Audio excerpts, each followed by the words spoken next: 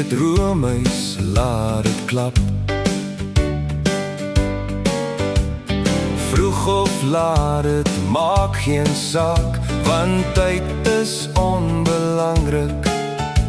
Solank die kuste vol is en die geur van roomys dol is, sal daar geen einde kom.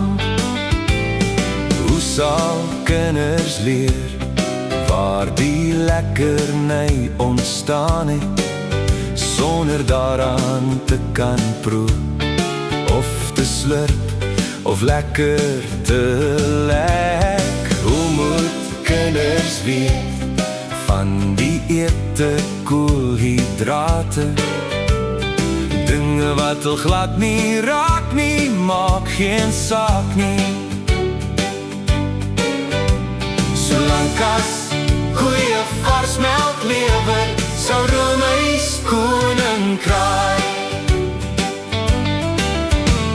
Die kindertjies eet roomys, laat het gons.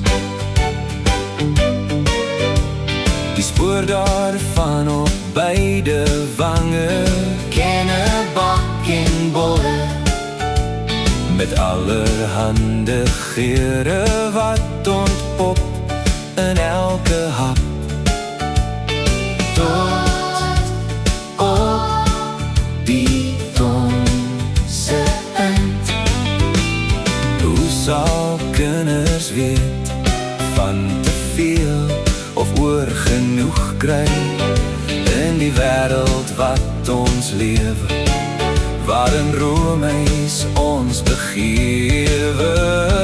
Hoe nou kop op sterk maak van die sensitieve saakie? Stories wat vir roomys afkraak, hoor geen oor nie. Solank as goeie vars melk lewer, sou roomys koning kraai. Hip, hip hoera, juig dit luid, vir die koei wat melk gee aan al die kinders, almal gunsteling roomyspoeding daagliks te kan smil, totdat kalfies melkkoeie word en mama se stryd om die roomys juleid met appels en pere probeer af te weer. Help nie meer nie,